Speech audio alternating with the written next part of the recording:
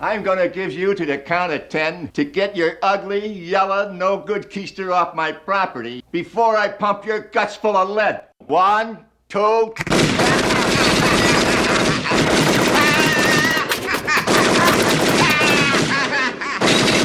10. Merry Christmas, you filthy animal. And a Happy New Year. The term public enemies became popularized in the year 1930 when Chicago mob boss Alphonse Scarface Capone was officially labeled public enemy by the U.S. government. Known for his larger-than-life image of power and luxury, Capone avoided legal consequences using bribery and intimidation to corrupt government, courts, and police. Scarface's reign only ended via tax fraud charges, because in the world of organized crime, either you're the GOAT or you're gone. The gangsters of the Roaring Twenties were best known for their involvement in organized crime. The Chicago typewriter, Tommy gun, and what became known as the Beer Wars defined the era. However, during the Great Depression of the 1930s, the public enemy's title shifted away from opulent mob bosses with vast criminal enterprises and onto disorganized, hardscrabble criminals known for high-profile, daring bank heists, carjacking, and armed robbery. Names like John Dillinger, Babyface Nelson, Bonnie and Clyde, Pretty Boy Floyd, Alvin Karpis, and Machine Gun Kelly. No, not the MGK with the man bun. These figures soon eclipsed Al Capone on the public enemies list, becoming household names that struck both fear and awe into millions around the world. During the Depression years, the organized crime of the 1920s devolved into a murderous chaos. The public enemies era also brought us the most unconstitutional gun ban ever perpetrated on the American citizens, the NFA. It's important to remember that the NFA didn't happen in a vacuum, though.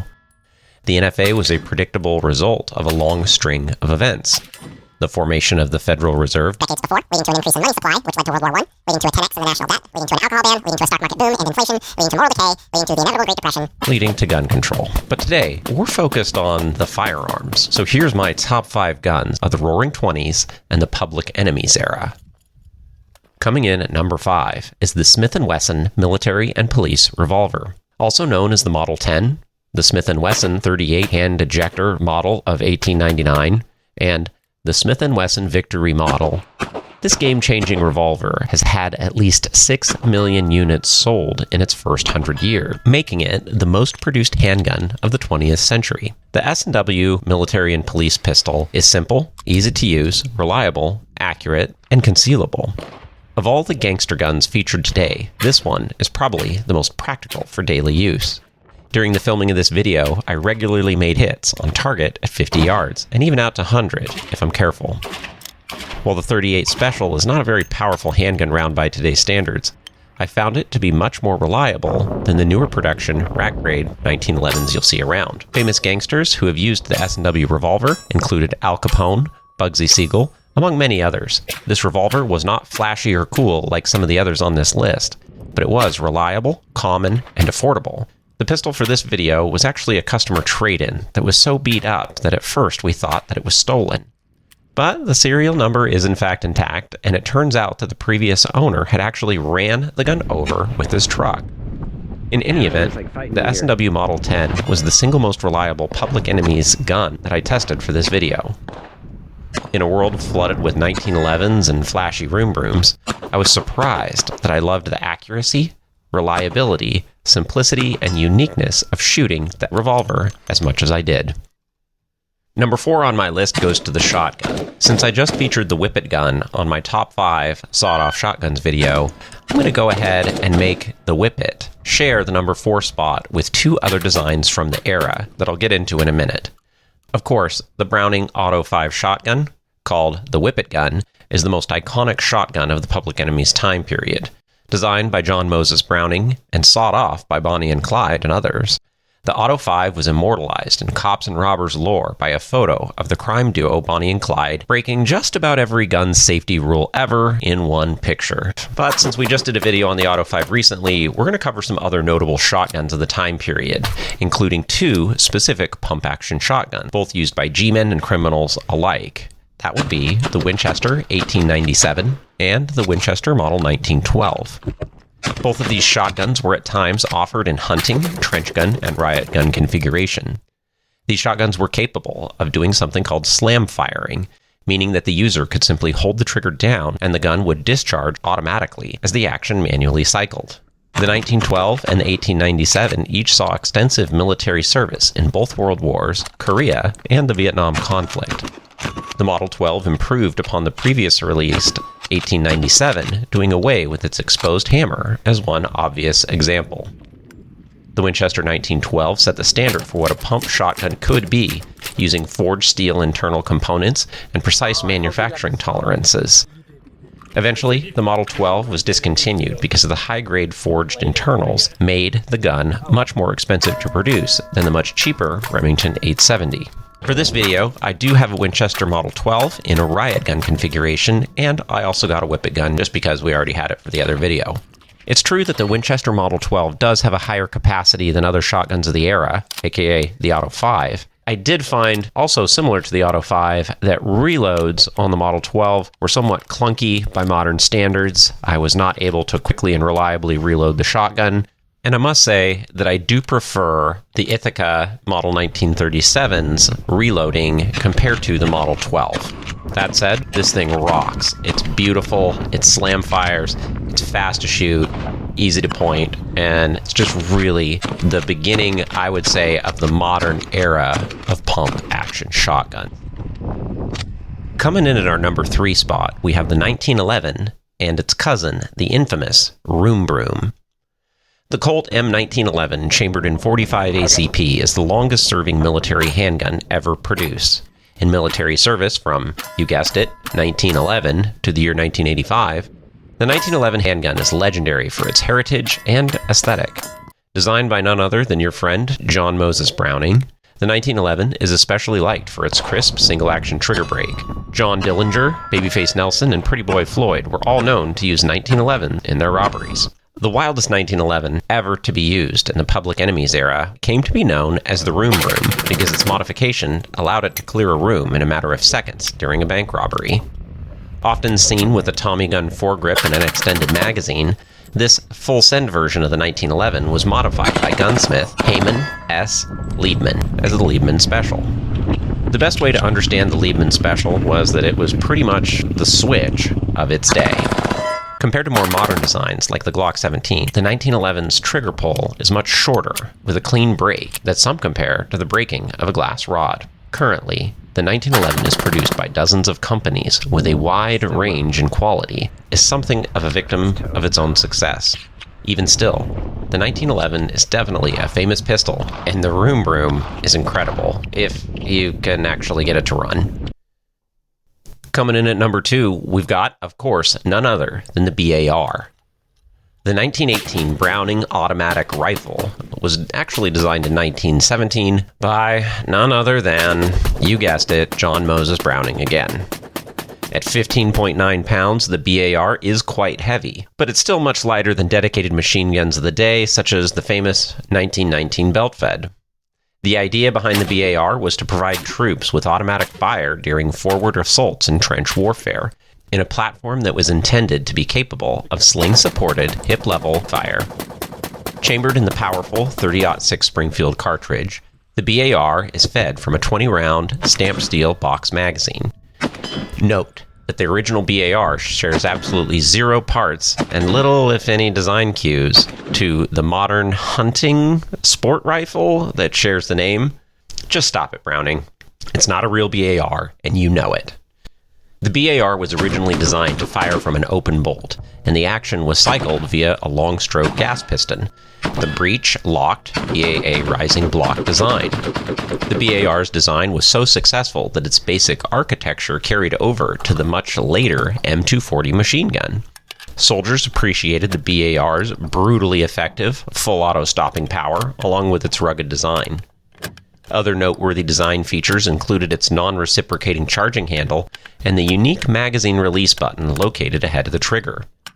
Soldiers did not appreciate the heavy weight of the M1918A2 version, and many ended up removing the heavy steel bipod and the redundant carry handle because they made a heavy rifle even heavier.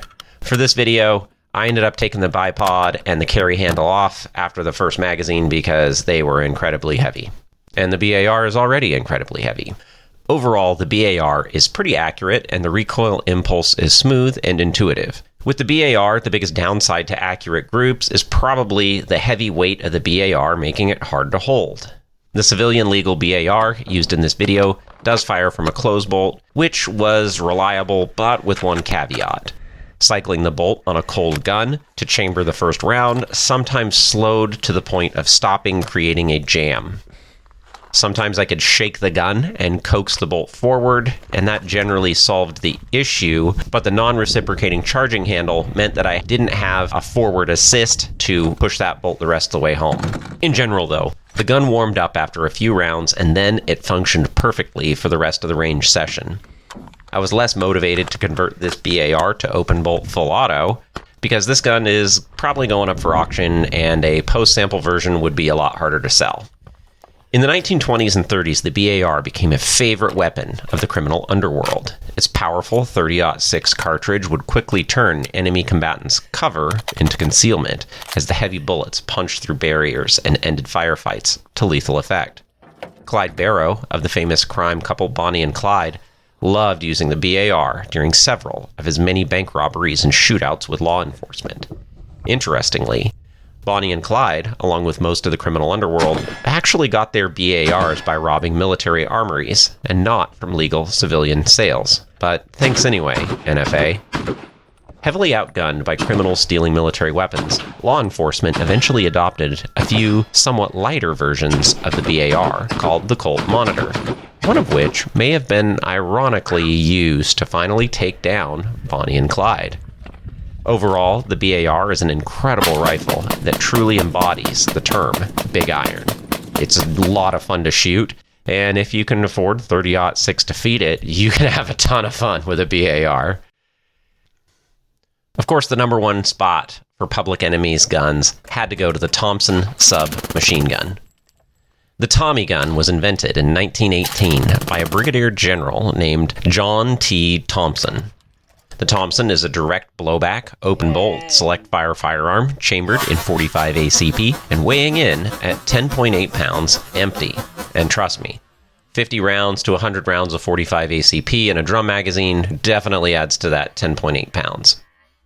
Interestingly, this was one of the first firearms to be labeled a submachine gun due to its lightweight, pistol caliber, high ammo capacity in the form of 20 to 30 round stick mags and 50 to 100 round drum magazine. General Thompson envisioned his design as a means to break the stalemate of World War I trench warfare. In a war fought with bolt-action rifles, the Tommy was in fact revolutionary.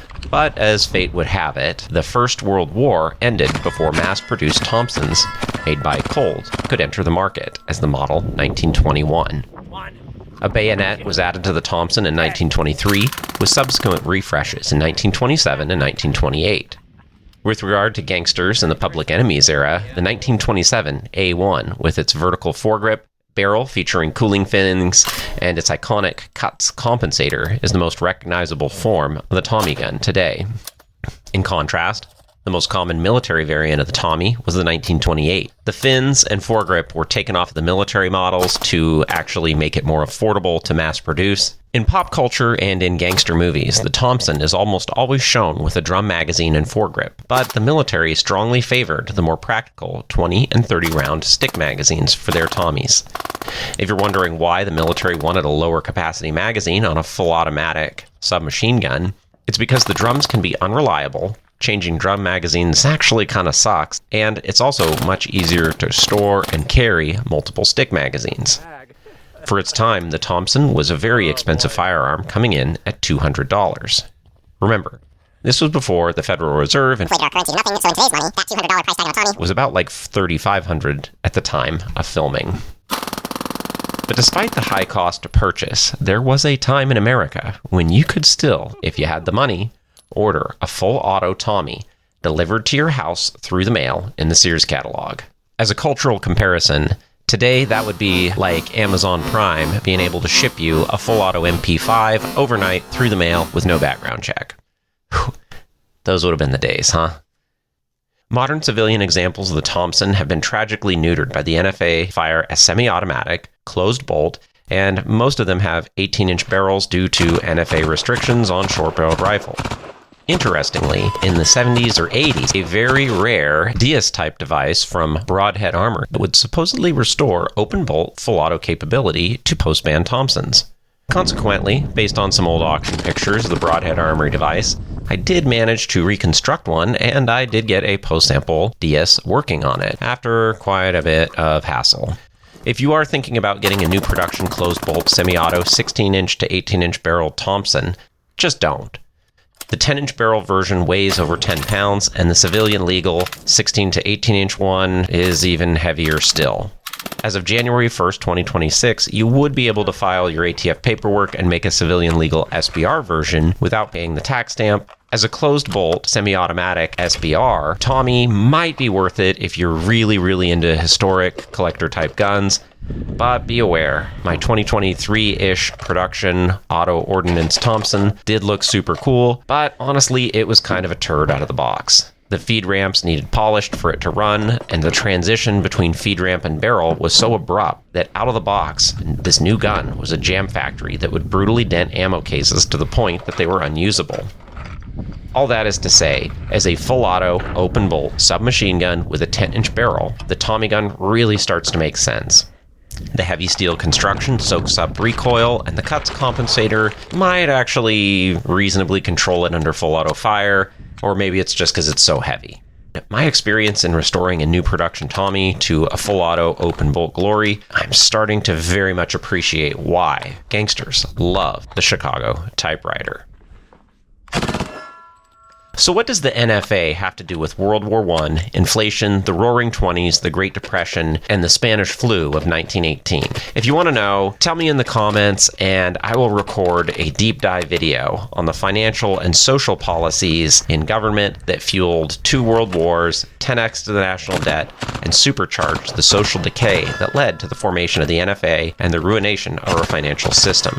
In closing, while weapons like the BAR, the Tommy gun, the Whippet took much of the blame for the rampant violence of the Public Enemies era, the real culprit is the corruption of America's political and financial systems by the Federal Reserve, and those consequences have led to far more deaths and a much greater theft than the gangsters of the Public Enemies era could have ever imagined.